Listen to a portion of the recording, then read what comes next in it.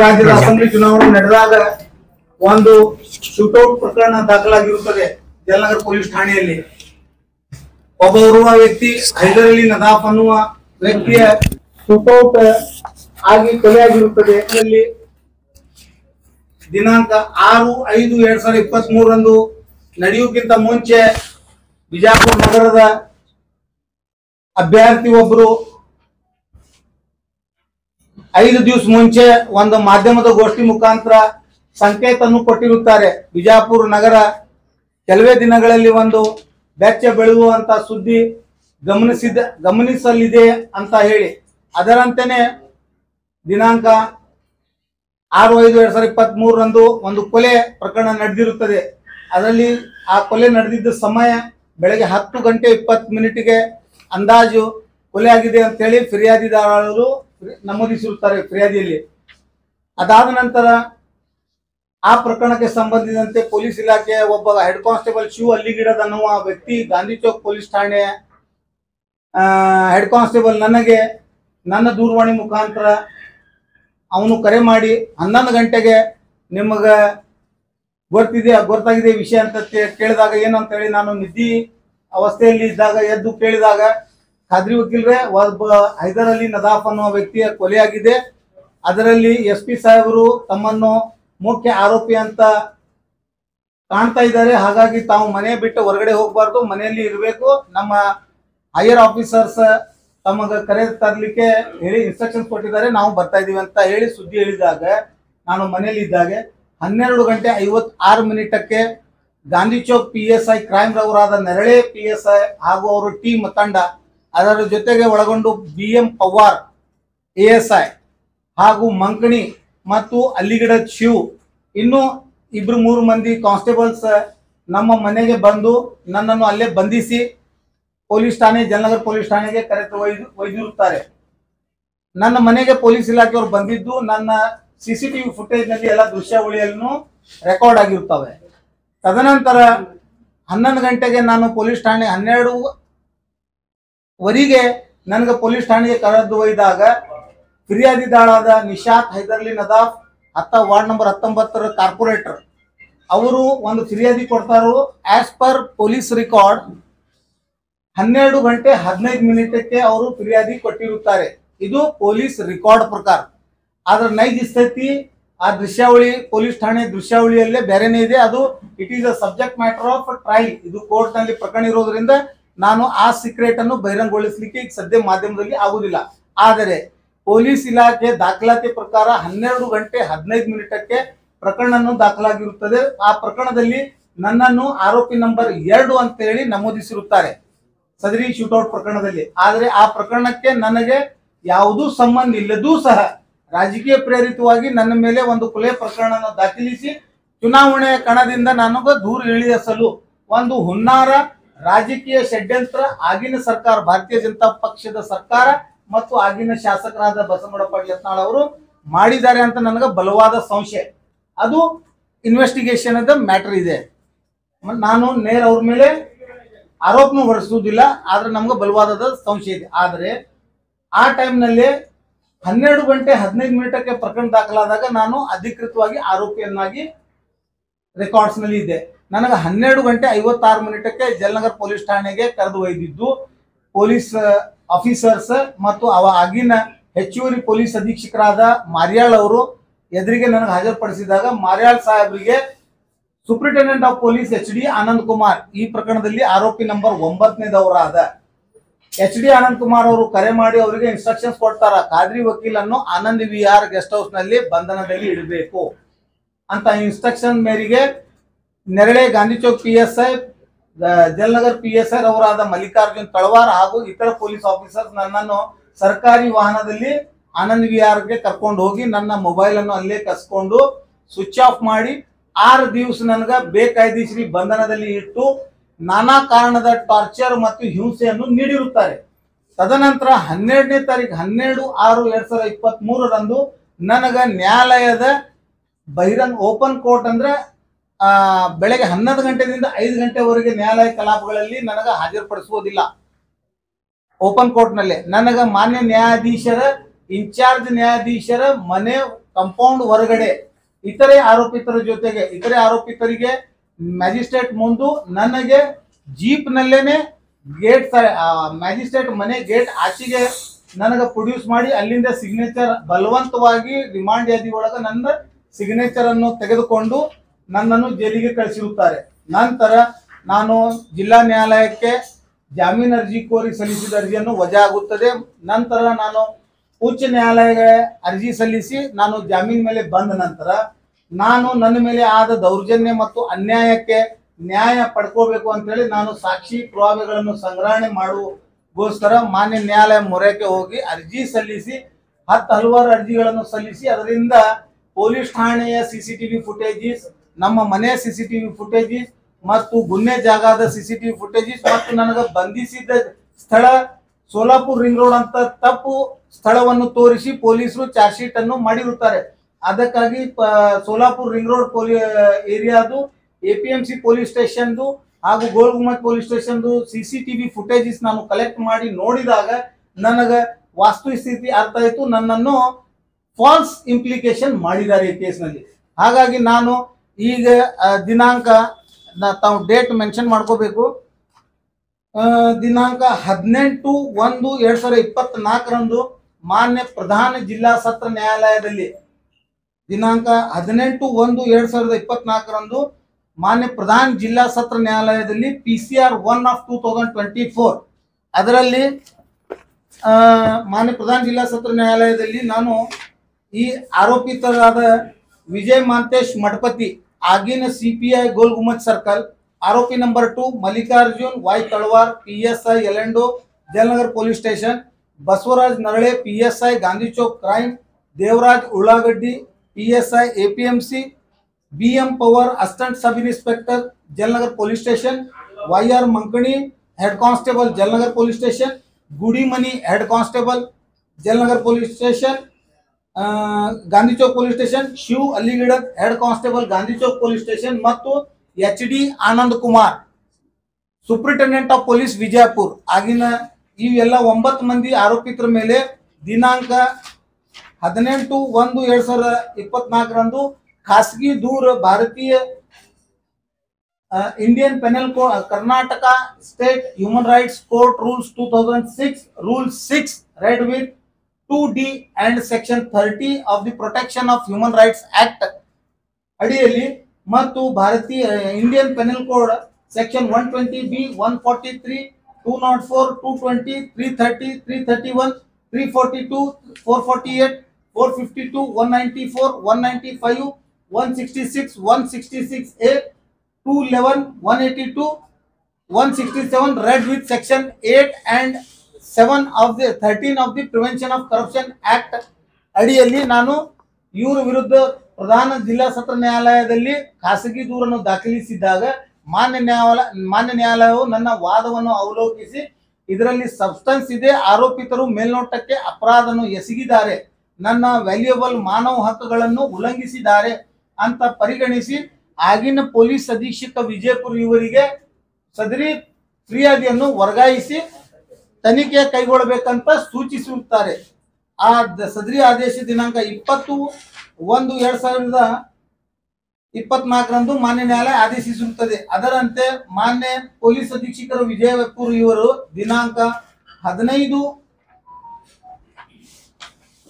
ಮಾನ್ಯ ಪೊಲೀಸ್ ಅಧೀಕ್ಷಕರು ವಿಜಯಪುರ ಇವರು ದಿನಾಂಕ 5/2/2024 ಜಲನಗರ್ ಪೊಲೀಸ್ ಠಾಣಾ CR ನಂಬರ್ 15 of 24 ಜಲನಗರ್ ಪೊಲೀಸ್ ಠಾಣಾ ಕ್ರೈಮ್ ನಂಬರ್ 15/24 ಇವೆಲ್ಲ 9 ಮಂದಿ ಪೊಲೀಸ್ ಆಫೀಸರ್ಸ್ ಮೇಲೆ ಪ್ರಕರಣ ದಾಖಲಿಸಿಕೊಂಡು ತನಿಖೆ ಕೈಗೊಂಡಿರ್ತಾರೆ. ತದನಂತರ ಸದರಿ ಆರೋಪಿ ಪೊಲೀಸ್ ಆಫೀಸರ್ಸ್ ಎಲ್ಲರೂ ಮಾನ್ಯ ಉಚ್ಚ ನ್ಯಾಯಾಲಯ ಕಲಬುರಗಿ ಪೀಠಕ್ಕೆ ರಿಟ್ ಪಿಟಿಷನ್ ಸಲ್ಲಿಸಿ ರಿಟ್ ಪಿಟಿಷನ್ ಸಂಖ್ಯೆ 200873 of 24 ಇದರಲ್ಲಿ ರಿಟ್ ಪಿಟಿಷನ್ ಅರ್ಜಿಯನ್ನು ಸಲ್ಲಿಸಿ ಅದರಲ್ಲಿ ಮಧ್ಯಂತರ ಆದೇಶ ಸದರಿ ಜಲನಗರ್ ಪೊಲೀಸ್ ಠಾಣಾ ಕ್ರೈಮ್ ನಂಬರ್ 15 of 24 ನಲ್ಲೇ ಯಾವುದೇ ತನಿಖೆ ಮುಂದುವರಿಬಾರದು ಅಂತೇಳಿ ಇಂಟರಿಮ್ ಆರ್ಡರ್ ತೆಗೆದುಕೊಂಡಿರುತ್ತಾರೆ. ನಂತರ ನನ್ನ ನೋಟಿಸ್ ಆದ ಬಳಿಕ ನಾನು ನಮ್ಮ ಹಿರಿಯ ನ್ಯಾಯವಾದಿಗಳಾದ ಅಶೋಕ್ ಹಾರ್ನಳ್ಳಿ ಸರ್ ಹಾಗೂ SS ಮಮದಾಪುರ್ ಅಡ್ವೊಕೇಟ್ ನನ್ನ ಪರವಾಗಿ, additional advocate general Malar Rao ಸರ್ಕಾರ ಪರವಾಗಿ ಮತ್ತು BM ಶಿಲ್ವಂತ ಆರೋಪಿ ಪರವಾಗಿ ವಾದ ವಿವಾದ ಆದ ನಂತರ ಮಾನ್ಯ ಉಚ್ಚ ನ್ಯಾಯಾಲಯವು ದಿನಾಂಕ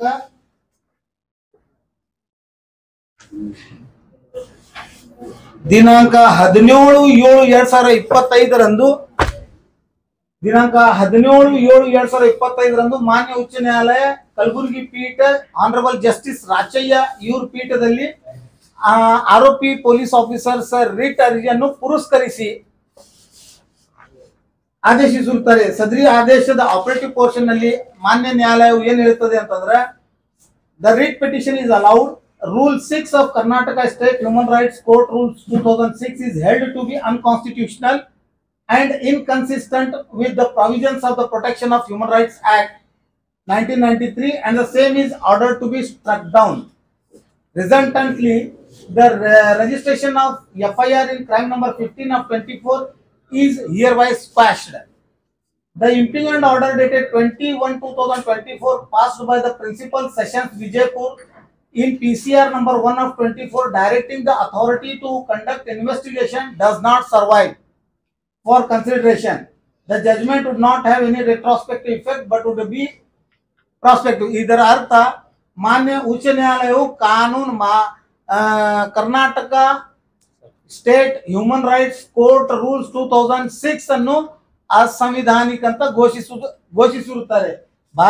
Karnataka state human rights court rules 2006 ಏನಿದೆ ಅದನ್ನು ಯಾವ ಆಧಾರದ ಮೇಲೆ ಮಾನ್ಯ ಉಚ್ಚ ನ್ಯಾಯಾಲಯ ಅಸಿಂಧುಗೊಳಿಸಿದ್ದಾರೆ ಅಂತ ಹೇಳಲಿಕ್ಕೆ ನಾನು ತಮ್ಮ ಮುಂದೆ Karnataka state human right court rules 2006 rule 6 ಏನ್ ಹೇಳ್ತದ ಅಂತಂದ್ರೆ, procedure and power of court.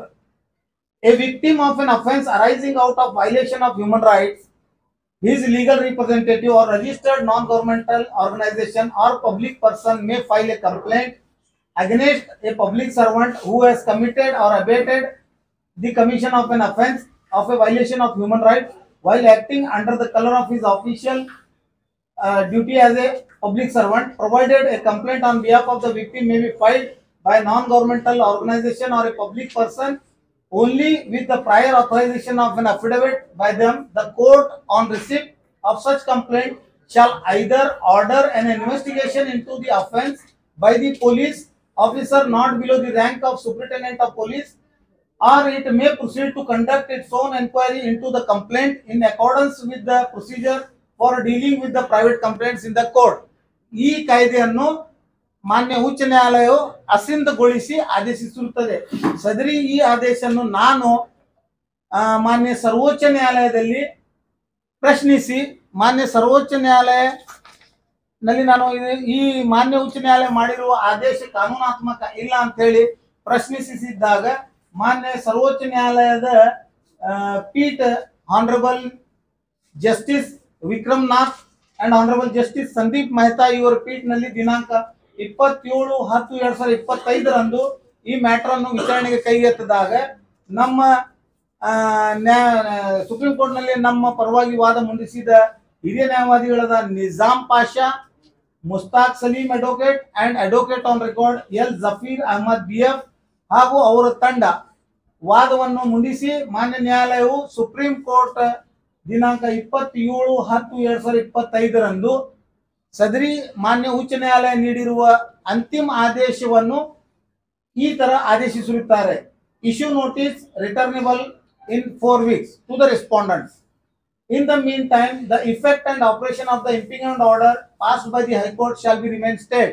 ಇದರ ಅರ್ಥ, ಮಾನ್ಯ ಸರ್ವೋಚ್ಚ ನ್ಯಾಯಾಲಯ ಮಾನ್ಯ ಉಚ್ಚ ನ್ಯಾಯಾಲಯ ನೀಡಿರುವ ಅಂತಿಮ ಆದೇಶದಲ್ಲಿ Karnataka state human right court rules 2006 ನಿಯಮ 6 ಅಸಿಂಧುಗೊಳಿಸಿದ್ದು ಅನ್ಕಾನ್ಸ್ಟಿಟ್ಯೂಷನಲ್ ಏನ್ ಡಿಕ್ಲೇರ್ ಮಾಡಿದ್ರು ಮತ್ತು ನನ್ನ ಮಾಡಿರುವ ಫಿರ್ಯಾದಿಯ FIR ಏನ ಪ್ರಕರಣ ದಾಖಲಾಗಿತ್ತು ಮತ್ತು ಪೊಲೀಸ್ ಅಧೀಕ್ಷಕರು ಏನ ತನಿಖೆಯನ್ನು ಕೈಗೊಂಡಿದ್ರು ಅದನ್ನೆಲ್ಲ ಸ್ಥಗಿತಗೊಳಿಸಿದನ್ನು ಆ ಸ್ಥಗಿತಗೊಳಿಸಿದ ಆದೇಶಕ್ಕೆ ಮಾನ್ಯ ಸರ್ವೋಚ್ಚ ನ್ಯಾಯಾಲಯವನ್ನು ತಡೆಯಾಜ್ಞೆ ನೀಡಿರುತ್ತಾರೆ. ಇದರ ಅರ್ಥ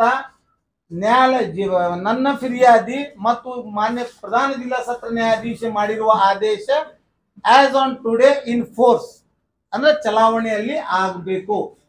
ಇದರ ಅರ್ಥ ನಾನು ಈಗ ಮಾಧ್ಯಮದ ಮುಖಾಂತರ ವಿಶೇಷ ಗಮನ ಸೆಳೆಯುವುದೇನಿದೆ ಅಂದ್ರೆ ಇದು total pure question of law.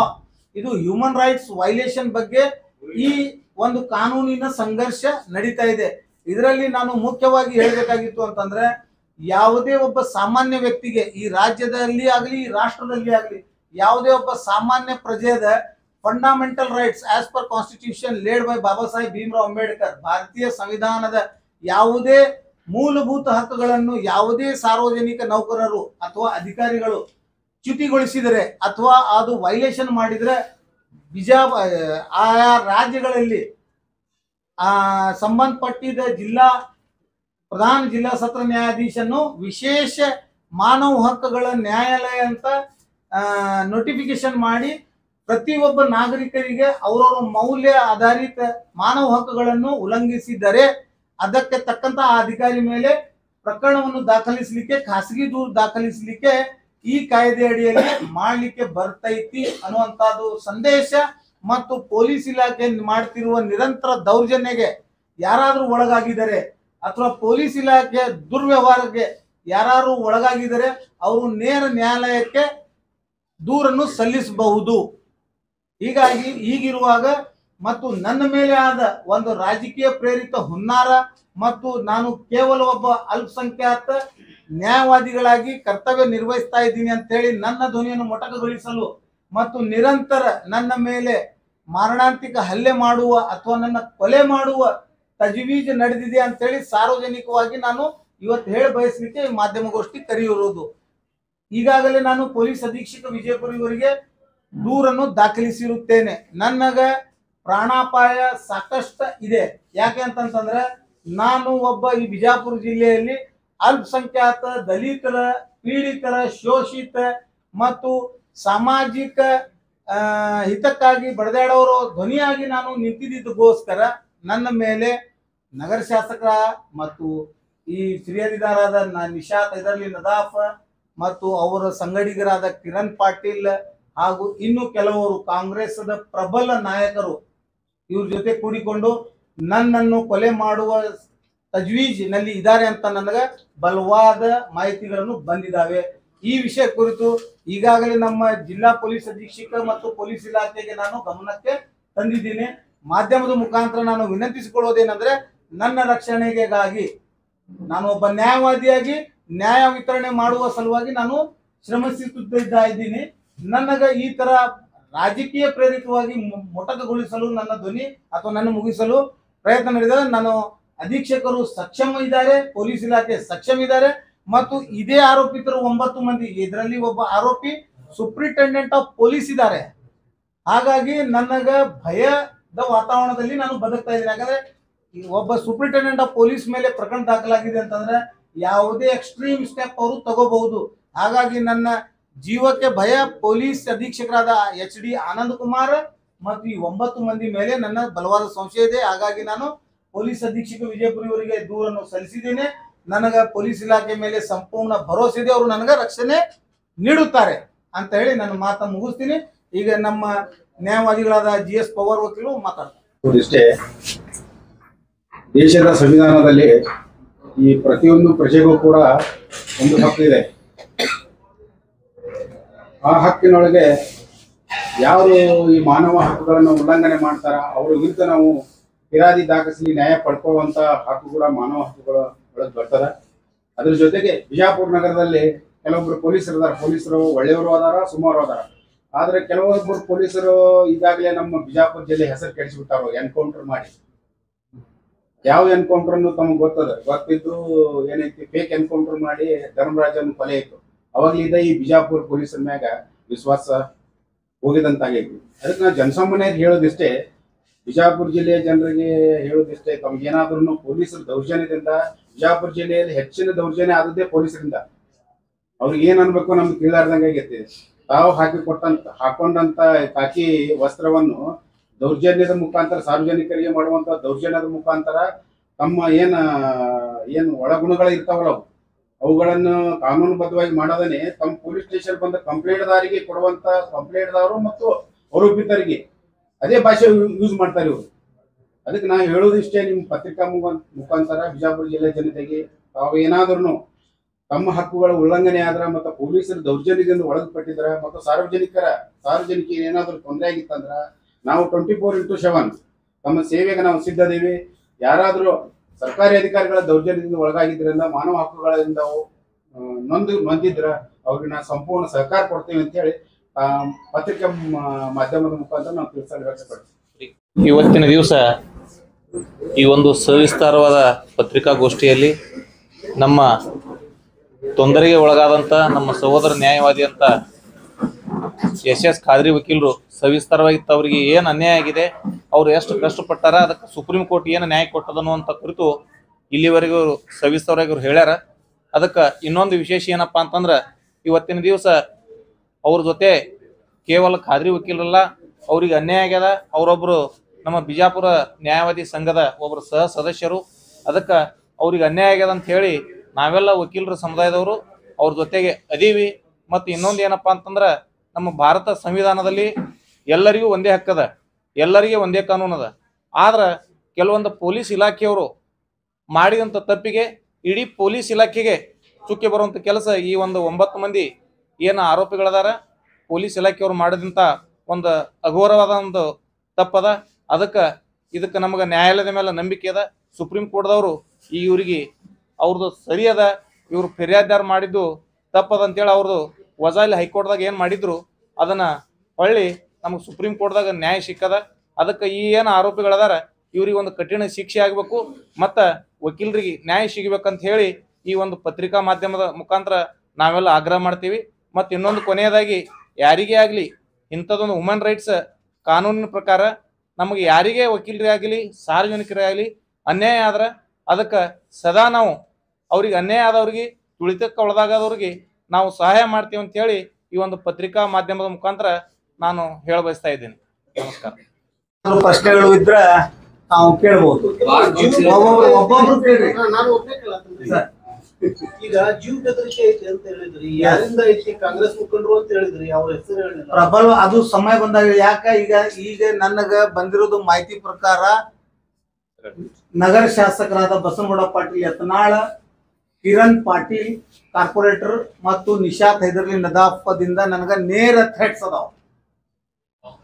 ಮತ್ತು ಅವ್ರ ಜೊತೆಗೆ ಶಾಮೀಲ್ ಇದ್ದ ಕೆಲವು ಕಾಂಗ್ರೆಸ್ ಮುಖಂಡರಂತ ನನಗ ಬಾತ್ಮಿ ಬಂದಿದೆ. ಅದನ್ನ ನಾನು ಶೋಧನೆ ಮಾಡ್ತಾ ಇದ್ದೀನಿ. It is a subject matter of investigation. ಅದಕ್ಕೆ ಪೊಲೀಸ್ ಅಧೀಕ್ಷಕ ವಿಜಯಪುರ ಅವರಿಗೆ ನಾನು ದೂರ ಸಲ್ಲಿಸಿದ್ದೇನೆ ಈಗಾಗಲೇ. ಇದು ನನ್ನ ವೈಯಕ್ತಿಕ ಜೀವನದ ಥ್ರೆಟ್ ಅದ. ನಾನು ಬಾರ್ ಕೌನ್ಸಿಲ್ಗೂ ಪತ್ರ ಬರೆದಿದ್ದೇನೆ ಈಗಾಗಲೇ. ನೋಡಿ, ಈಗಾಗಲೇ ನಮ್ಮ ಬಾರ್ ಕೌನ್ಸಿಲ್ದವರು ಪೊಲೀಸ್ ಅಧೀಕ್ಷಕ ವಿಜಯಪುರ ಅವರಿಗೆ ಎಲ್ಲರೂ ಸಿಗ್ನೇಚರ್ ಮಾಡಿ, ಅಧ್ಯಕ್ಷ ಉಪಾಧ್ಯಕ್ಷ ಹಾಗೂ 500-600 ಮಂದಿ ನಮ್ಮ ನ್ಯಾಯವಾದಿಗಳು ಈ ಪ್ರಕರಣವನ್ನು ನಿಷ್ಪಕ್ಷ ತನಿಖೆ ಆಗ್ಬೇಕು, ಖಾದ್ರಿ ವಕೀಲರಿಗೆ ರಕ್ಷಣೆ ನೀಡ್ಬೇಕಂತೇಳಿ ಪೊಲೀಸ್ ಅಧೀಕ್ಷಕ ವಿಜಯಪುರ ಅವರಿಗೆ ಪತ್ರ ಬರೆದಿದ್ದಾರೆ. ಈಗ ನೋಡ್ರಿ, ಕ್ರಿಯಾ ಇಲ್ಲ ಹಂಗಿಲ್ರಿ. ದೂರದಾರದು ಕೆಲಸ ದೂರ ನೀಡಿರುವುದು ಇರ್ತದ, ಪೊಲೀಸ್ ಇಲಾಖೆದ ಕೆಲಸ ತನಿಖೆ ಮಾಡುದಿರ್ತದ. ಈಗ ತನಿಖೆ ಯಾಕೆ ಮಾಡಿಲ್ಲ ಅಂತೇಳಿನೇ ನಾವು ನ್ಯಾಯಾಲಯ ಮೊರಕ್ಕೆ ಹೋಗಿವಿ. ಇನ್ನು ಈಗ ನನ್ನ ರಕ್ಷಣೆಗೋಸ್ಕರ ನಾವು ಅರ್ಜಿಯನ್ನು ಸಲ್ಲಿಸಿದೀವಿ. ಕ್ರಮ ಕೈಗೊಂಡಿಲ್ಲ ಪೊಲೀಸ್ ಅಧೀಕ್ಷಕ ವಿಜಯಪುರ ಇವರು ಅಂತಂದ್ರೆ ಈ ಪೊಲೀಸ್ ಅಧೀಕ್ಷಕರು ವಿಜಯಪುರ ಅವ್ರಿಗೆ ನ್ಯಾಯಾಲಯ ಮುಂದೆ ನಾವು ಪ್ರಕರಣ ದಾಖಲು ಮಾಡಿ ನ್ಯಾಯ ಕೇಳ್ತೀವಿ. ನೆಕ್ಸ್ಟ್, ಅಲ್ಲ, ಈಗ ಸುಳ್ಳು ಪ್ರಕರಣದಲ್ಲಿ ನಿಮ್ಮನ್ನು ಸಿಕ್ಕಿಸೋ ಪ್ರಯತ್ನ ಮಾಡಿದ್ದಾರೆ ಅಂತ ಹೇಳ್ತೀವಿ. ರಾಜಕೀಯ ಪ್ರೇರಿತ. ಅದೇ ರಾಜಕೀಯ ಪ್ರೇರಿತ ಅಂತ ಹೇಳ್ತೀವಿ. ಇಂದ ಪ್ರಚೋದನೆ ಕೊಟ್ಟವ್ರ ಹೆಸರು ನಿಮ್ಗೆ ಗೊತ್ತಿರ್ತವೆ. ಈಗ ಡಿಫಾಮೇಷನ್ ಕೇಸ್ ಏನಾಗ್ತದೆ? ಅದೇ ಹಾಕಿವಲ್ಲ ಈಗ ನೋಡ್ರಿ ಸರ್, ಒಂದು false implication is an offence. To implicate someone person in some criminal case without having his role in that case ಅಂತಂದ್ರೆ the person who implicated he should be prosecuted. ಅದಕ್ಕೆ ನಾವು private complaint human rights court ನಂದು ಹಾಕಿವಿ. That is up to went supreme court. ಏನು ನೋಡಿ, 10:30 ಗಂಟೆಗೆ murder ಆಯ್ತು, 11 ಗಂಟೆಗೆ ನನಗೆ ಅರೆಸ್ಟ್ ಮಾಡಿದ್ದಾರೆ. ಮತ್ ನನಗೆ ಪ್ರೊಡ್ಯೂಸ್ ಮಾಡಿರೋದು ನ್ಯಾಯಾಲಯಕ್ಕೆ 12:05 6 ದಿವಸ ನನಗೆ ಬತ್ಲೆ ಮಾಡಿ ನಾನಾ ಕಾರಣದ ಟಾರ್ಚರ್ HD ಆನಂದ್ ಕುಮಾರ್, ವಿಜಯ ಮಹಾಂತೇಶ್ ಮಡಪತಿ ಹಾಗೂ ಆಗಿನ ಪೊಲೀಸ್ ಆಫೀಸರ್ಸ್ ಮಾಡಿದ್ದಾರೆ. ಅದು ಹೇಳಲಾರದಷ್ಟು ತ್ರಾಸ ನನಗೆ ಕೊಟ್ಟಿದ್ದಾರೆ. ಮತ್ತು 10 ಲಕ್ಷ ರೂಪಾಯಿ ನನಗೆ ಡಿಮಾಂಡ್ ಮಾಡಿದ್ರು. ಆಗ ನಾನು ಅದು ಕೊಡ್ಲಾಕ ಅಸಮರ್ಥ ಆಗಿದ್ದಕ್ಕೆ ನನಗೆ ರಿಮಾಂಡ್ ಮಾಡಿ ಜೇಸಿ ಮಾಡ್ತೀನಿ. ನಾನು ಅವರಿಗೆ ಬಗ್ಗಿಲ್ಲ, ಅವರಿಗೆ ಜಗ್ಗಿಲ್ಲ. ಹಾಗಾಗಿ ನಾನು ಕಾನೂನಿನ ಹಗ್ಗವನ್ನು ಗಟ್ಟಿಯಾಗಿ ಹಿಡಿದಿದ್ದೀನಿ. ಕಾನೂನಿನಿಂದ ನಾನು ಅವರಿಗೆ ತಕ್ಕ ಉತ್ತರವನ್ನು ನೀಡಲಿಕ್ಕೆ ಸಿದ್ಧರಾಗಿದ್ದೀನಿ ಮತ್ತು ನ್ಯಾಯಾಲಯ ಮೇಲೆ ನನಗೆ ಸಂಪೂರ್ಣ ಭರವಸೆ ಇದೆ. ಯಾಕಂದ್ರೆ ನಾನು ಒಬ್ಬ ನ್ಯಾಯವಾದಿ. ಹಾಗಾಗಿ ನಾನು ನ್ಯಾಯಯುತವಾಗಿ ನ್ಯಾಯಾಲಯದಿಂದ ನ್ಯಾಯ ಪಡ್ಕೊಳ್ಳಿಕ್ಕೆ ಹೋರಾಟ ನಿರಂತರ ಮಾಡ್ತೀನಿ. ಈಗ ಇವ್ರ ಹಿಂದೆ ಯಾರು ಈ ಪೊಲೀಸ್ ಇಲಾಖೆ ಹಿಂದೆ ನೇರ ಯತ್ನಾಳ್ ಬಸವನಗೌಡ ಪಾಟೀಲ್ ಯತ್ನಾಳ. ಯಾಕೆ ಅಂತಂತಂದ್ರೆ ಇದಕ್ಕೆ ಪೂರ್ವಕವಾದ ದಾಖಲೆ ನಿಮ್ಗೆ ಕೊಡ್ಬೇಕು ಅಂತಂದ್ರೆ ಯತ್ನಾಳ್ ಬಸವನಗೌಡ ಪಾಟೀಲ್ MLA ಅವರು ಈಗಾಗಲೇ ನನ್ನ ವಿರುದ್ಧ ದ್ವೇಷ ಸಾಧಿಸ್ತಾ ಇದ್ದಾರೆ ಅಂತ ಹೇಳಲಿಕ್ಕೆ ತಮ್ಮ ಮಾಧ್ಯಮದೇ ಅದಕ್ಕೆ ಸಾಕ್ಷಿ. ಮೊನ್ನೆ ಕಳೆದ ಅಸೆಂಬ್ಲಿ ನಡೆದಿದ್ದಾಗ ನೇರವಾಗಿ ಒಬ್ಬ ಶಾಸಕ, ನಗರ ಶಾಸಕ ಆಗಿ ಅಭಿವೃದ್ಧಿ ಸಲುವಾಗಿ ಬಿಜಾಪುರ ನಗರದ ಅಭಿವೃದ್ಧಿ ಮಾಡುವಗೋಸ್ಕರ, ಫಂಡ್ಗೋಸ್ಕರ ಸರ್ಕಾರದ ಲೋಪದೋಷಗಳನ್ನು ಎತ್ತಿ ಹಿಡಿಯು ಬಿಟ್ಟು ಯಥೋಚಿತ ಒಬ್ಬ ನಾವು ನ್ಯಾಯವಾದಿ, ನಾನು ಅದರಲ್ಲಿ ವಿಕ್ಟಿಮ್, ನೊಂದಿತ ನ್ಯಾಯವಾದಿ, ನಾನು ನನ್ನ ಹೆಸರು ಪ್ರಸ್ತಾಪ ಮಾಡಿ ಅಸೆಂಬ್ಲಿ ಒಳಗೆ 28 ಮಿನಿಟ್ ದೀರ್ಘಕಾಲ ಚರ್ಚೆ ಮಾಡಿದ್ದಾರೆ. ಇದರ ಅರ್ಥ ಅವರು ಮನಸ್ಸಿನಲ್ಲಿ ನನ್ನ ಮೇಲೆ, ನನ್ನ ವೈಯಕ್ತಿಕ ಜೀವನ ಮೇಲೆ ದ್ವೇಷ ಇದೆ ಅಂತ ಹೇಳಿ ಮೇಲ್ನೋಟಕ್ಕೆ ಕಂಡು ಬರ್ತದೆ. ಇದು ಒಂದು ಉದಾಹರಣೆ. ಎರಡನೇ ಉದಾಹರಣೆ ಬಿಜೆಪಿ ಗೌರ್ಮೆಂಟ್ ಇದ್ದಾಗ ನನ್ನ ಮೇಲೆ ಇಂತಹದೇ ಒಂದು ಸುಳ್ಳು ಅಟ್ರಾಸಿಟಿ ಪ್ರಕರಣ ದಾಖಲು ಮಾಡಿದ್ರು. ಒಂದು ಸುಳ್ಳು ಅಟ್ರಾಸಿಟಿ ಪ್ರಕರಣ ದಾಖಲು ಮಾಡಿ ಅದರಲ್ಲಿ ಒಬ್ಬ ನೊಂದಿತ ಹೆಣ್ಮಕ್ಕಳಿಗೆ ನಾನು ರೇಪ್ ಮಾಡಿದ್ದೀನಿ, ನಾನು ಅದು ಮಾಡಿದ್ದೀನಿ, ಇದು ಮಾಡಿದ್ದೀನಿ ಅಂತ ಹೇಳಿ ಸಾಕಷ್ಟು ಬಾರಿ ಪತ್ರಿಕಾ ಮಾಧ್ಯಮದ ಮುಖಾಂತರ ಅವರು ಹೇಳಿದ್ದಾರೆ. ಆದ್ರೆ ಆ ನ್ಯಾಯಾಲಯದಲ್ಲಿ ಆ ಹೆಣ್ಮಕ್ಳು ಪ್ರಕರಣ ದಾಖಲು ಮಾಡಿದ್ದ ನೊಂದ ಹೆಣ್ಮಗಳನ್ನೇ ನ್ಯಾಯಾಲಯ ಮುಂದೆ ವಿಟ್ನೆಸ್ ಹೇಳೋ ಟೈಮ್ನಾಗ ನನಗೆ ಗುರ್ತಿಸ್ಲಿಕ್ಕೂ ನಿರಾಕರಿಸಿದ್ರು. ಇವ್ರು ಹೇಳ್ತಾರ ಆ ನೊಂದ ಹೆಣ್ಮಕ್ಳದ ನಾನು ಬಲಾತ್ಕಾರ ಎಸಗಿದ್ದೀನಿ ಅಂತೇಳಿ. ಆದ್ರೆ ಅದೇ ನೊಂದ ಹೆಣ್ಮಕ್ಳು ನ್ಯಾಯಾಲಯ ಮುಂದೆ ನನ್ನನ್ನು ಗುರ್ತಿಸ್ಕೊಳ್ಲಿಕ್ಕೆ ನ್ಯಾಯಾಧೀಶರು ಅವ್ರಿಗೆ ಪ್ರಶ್ನೆ ಕೇಳಿದಾಗ ಈ ಆರೋಪಿ ನಂಬರ್ 1 ಅನ್ನು ತಾವು ಗುರ್ತಿಸ್ತೀರಾ ಅಂತ ಕೇಳಿದಾಗ ಇವ್ರು ಯಾರು ನನಗೆ ಗೊತ್ತೇ ಇಲ್ಲ ಅಂತೇಳಿ ಆಕಿ ನ್ಯಾಯಾಲಯ ಮುಂದೆ ಸ್ಪಷ್ಟವಾದ ಉತ್ತರವನ್ನು ಕೊಟ್ಟಿದ್ದಾರೆ. ಅದರಂತೆ ಆ ಅಟ್ರಾಸಿಟಿ ಕೇಸ್ ಖುಲಾಸೆ ಆಗಿ ಇನ್ನು 2 ವರ್ಷ ಆಯ್ತು. ಒಂದ್ ವೇಳೆ ನಾನು ಈಗ ಆ ಕೇಸಿನ ರೂವಾರಿನೂ ಯತ್ನಾಳ್ ಬಸವನಗೌಡ ಪಾಟೀಲ್ ಅವರೇ, ಆಗಿನ ಬಿಜೆಪಿ ಗೌರ್ಮೆಂಟ್ ಅದ ಬಲ ಪಡೆದು ನಂತರ ನನಗ ಗಡೀಪಾರನು ಮಾಡಿದ್ರು ರಾಜಕೀಯ ಪ್ರೇರಿತವಾಗಿ. ಅವಾಗ ನಮ್ಮ ಹಿರಿಯ ನ್ಯಾಯವಾದಿಗಳಾದ GS ಪವಾರ್ ವಕೀಲರೇ ಉಪಾಧ್ಯಕ್ಷರಿದ್ರು. ಅವರೇ ಜಿಲ್ಲಾಧಿಕಾರಿಗಳ ಮುಂದೆ ನಮ್ಮ ನ್ಯಾಯವಾದಿಗಳಾದ ತಿಪ್ಪಣ್ಣ ದೊಡ್ಡಮನಿ ಹಾಗೂ ಇತರೆ 300-400 ಮಂದಿ ನಮ್ಮ ಬಾರ್ ಕೌನ್ಸಿಲ್ ಅವರು ಜಿಲ್ಲಾಧಿಕಾರಿಗೆ ಮನವಿ ಕೊಟ್ಟು ಇದು ಗಡೀಪಾರ್ ಮಾಡ್ತಿರೋದು ಸಂಪೂರ್ಣ ರಾಜಕೀಯ ಪ್ರೇರಿತವಾಗಿ ಇದೆ, ಖಾದ್ರಿ ವಕೀಲರ ಮೇಲೆ ನೀವು ಅನ್ಯಾಯ ಎಸಗುತ್ತಾ ಇದ್ದೀರಿ, ಇಡೀ ಸಂಪೂರ್ಣ ಬಾರ್ ಖಾದ್ರಿ ವಕೀಲರ ಪರವಾಗಿ ನಿಂತಿದೆ, ಅದು ಗಡೀಪಾರ್ ಆದೇಶ ರದ್ದು ಮಾಡ್ಬೇಕಂತ ಕೋರಿದ್ರು ಸಹ ಸರ್ಕಾರದ ಅಧಿಕಾರದ ದುರಹಂಕಾರದಲ್ಲಿ ನನ್ನನ್ನು ಗಡೀಪಾರ್ ಮಾಡಿದ್ರು. ಆದ್ರೆ ಅಲ್ಲಿನೂ ಅವರಿಗೆ ವಿಫಲತೆ ಆಯಿತು. ಮಾನ್ಯ ನ್ಯಾಯಾಲಯ ನನ್ನ ವಾದವನ್ನು ಎತ್ತಿಡಿದು ಆ ಗಡೀಪಾರ್ ಆದೇಶನು ರದ್ದು ಮಾಡಿದ. ಈಗ ನೀವು ಹೇಳ್ತಾ ಇದ್ರಿ ಇದೆಲ್ಲ ನೋಡಿದ್ರೆ ಇವೆಲ್ಲ ಅಂಶಗಳನ್ನು ನೋಡಿದ್ರೆ ನಗರ ಶಾಸಕರಿಗೆ ನನ್ನ ಹೆಸರದಿಂದ ಮತ್ತು ನನ್ನ ಇಳಿಗೆಯದಿಂದ ಮತ್ತು ನಾನು ಒಬ್ಬ ಅಲ್ಪಸಂಖ್ಯಾತ ಬುದ್ಧಿವಂತ ನ್ಯಾಯವಾದಿ ಅಧೀನಂತ ಒಂದು ಏಕೈಕ ಕಾರಣಕ್ಕಾಗಿ ನನ್ನ ಮೇಲೆ ಹಗೆ ಸಾಧಿಸ್ತಾ ಇದ್ದಾರೆ. ಮತ್ತು ನನಗ ಯಾವ ವೇಳೆಯಲ್ಲಿ ಅವ್ರು ಏನ್ ಮಾಡ್ತಾರೆ ಅನ್ನೋದು ಹೇಳಕ್ಕಾಗುದಿಲ್ಲ. ಯಾಕಂತಂದ್ರೆ ಅವರು extreme level mind set upset ಆಗಿದೆ. ನೆಕ್ಸ್ಟ್ ಏನಿಲ್ಲ, ಈಗ ಗಡೀಪಾರ ವ್ಯಕ್ತಿ, ಕೊಲೆಯ ಆರೋಪಿ, ಈ ಎಲ್ಲಾ ಪ್ರಕರಣಗಳು ಇದ್ದಂತವನನ್ನ ಸರ್ಕಾರಿ ಹುದ್ದೆಯಲ್ಲಿ ಯಾಕೆ ಇಡಬೇಕು ಅನ್ನೋ ಉದ್ದೇಶದಿಂದ ಬಸವನಗೌಡ ಪಾಟೀಲ್ ಯತ್ನಾಳ್ ಅವರು ಸದನದಲ್ಲಿ ಅದು ಚರ್ಚೆ ಮಾಡಿ ನಿಮ್ಮಂತವ್ರನ್ನ ತೆಗೆದು ಹಾಕ್ಬೇಕು ಅನ್ನೋ ಉದ್ದೇಶದಿಂದ ಹೇಳಿದ್ದಾರೆ. ಅವರು ಈ ಸಜೆಷನ್ಗೆ ನಾವು ಸ್ವಾಗತಿಸ್ತೀವಿ. ಒಂದು ವೇಳೆ ಒಬ್ಬ ಕ್ರಿಮಿನಲ್ ಆರೋಪಿ ಇಲ್ಲಿ ಭಾಗಿಯಾದ ವ್ಯಕ್ತಿಗೆ ಸರ್ಕಾರಿ ಹುದ್ದೆಯಿಂದ ತೆಗೆದುಹಾಕುವುದು ಕಾನೂನಾತ್ಮಕ ಇದೆ ಅಂತಂದ್ರೆ ಆ ಮಾತಿಗೆ ನಾನು ಸ್ವಾಗತಿಸ್ತೇನೆ. ಫಸ್ಟ್ ಈ ರಾಷ್ಟ್ರದ ಪ್ರಧಾನ ಮಂತ್ರಿ ರಾಜೀನಾಮೆ ನೀಡಬೇಕು ಅಥವಾ ಅವ್ರಿಗೆ ಕಿತ್ತೊಗಿಬೇಕು, ಒಂದನೇದು. ನೆಕ್ಸ್ಟ್, ಈ ರಾಷ್ಟ್ರದ ಗೃಹ ಮಂತ್ರಿ ಆದ ಶ್ರೀ ಅಮಿತ್ ಶಾಜಿ ಅವರಿಗೂ home ಮಿನಿಸ್ಟರ್ದಿಂದ ವಜಾಗೊಳಿಸ್ಬೇಕು. Next, Yogi Adityanath. Next, ಹಿಂಗೆ ಮಾಡಿದ್ರೆ ಈ ದೇಶನ್ಯಾಗ ಕೇವಲ Draupadi Murmu, honourable president of India, chief justice of India ಬಿಟ್ರೆ ಯಾರು ಸಾರ್ವಜನಿಕ ಕುರ್ಚಿಗಳಲ್ಲಿ ಆಸೀನರಾಗ್ಲಿಕ್ಕೆ ಅರ್ಹ ಇಲ್ಲ. ಯಾಕೆ ಅಂತಂದ್ರೆ ಮೇರ್ filing and pendency of criminal case against any public person does not mean that he should not hold public office. ಇದರ ಅರ್ಥ ಪ್ರಕರಣ ದಾಖಲಾಗಿದೆ, ಶಿಕ್ಷೆ ಆಗಿಲ್ಲ. ಕಾಯ್ದೆ ಏನ್ ಹೇಳ್ತದ, 2 ವರ್ಷ ಮೇಲ್ಪಟ್ಟ ಯಾವುದೇ ಒಬ್ಬ ವ್ಯಕ್ತಿಗೆ ಶಿಕ್ಷೆ ಆದರೆ ಅವನು ಸರ್ಕಾರಿ ಹುದ್ದೆಗಳಿಗೆ ಅರ್ಹ ಅಲ್ಲ. ನನಗೆ ಯಾವುದೇ ಪ್ರಕರಣದಲ್ಲಿ ಅವರು ನಾನಾ ಕಾರಣದಿಂದ ಪ್ರಯತ್ನ ಪಡ್ತಾ ಇದ್ದಾರೆ, ದೇವರವ್ರಿಗೆ ಒಳ್ಳೆ ಬುದ್ಧಿನೇ ಕೊಡ್ಲಿ ಶಾಸಕರಿಗೆ. ಇನ್ನೂ 100 ಕೇಸ್ ನನ್ನ ಮೇಲೆ ಹಾಕಲಿ, ನನಗೆ ನ್ಯಾಯಾಲಯ ಮೇಲೆ ಭರವಸೆ ಇದೆ. ಅವರು 100 ಕೇಸ್ ಹಾಕಿದ್ರು 100 ಕೇಸ್ ಬಡ್ದಾಡ್ಲಿಕ್ಕೆ ನಾನು ಸಿದ್ಧದೀನಿ. ಮತ್ತು ನನಗೆ ಯಾವುದೂ ನ್ಯಾಯಾಲಯದೊಳಗೆ 1 ತಾಸು ಶಿಕ್ಷೆ ಆಗಿಲ್ಲ. ಹಾಗಾಗಿ ನಾನು ಎಲಿಜಿಬಲ್ ಇದ್ದೀನಿ ಸರ್ಕಾರಿ ಹುದ್ದೆಗೆ. ಇನ್ನು ಇದಕ್ಕಿಂತ ಪದ್ಮಾವತಿನೂ ಹೊಂದಲಿಕ್ಕೆ ನಾನು ಅರ್ಹದೀನಿ.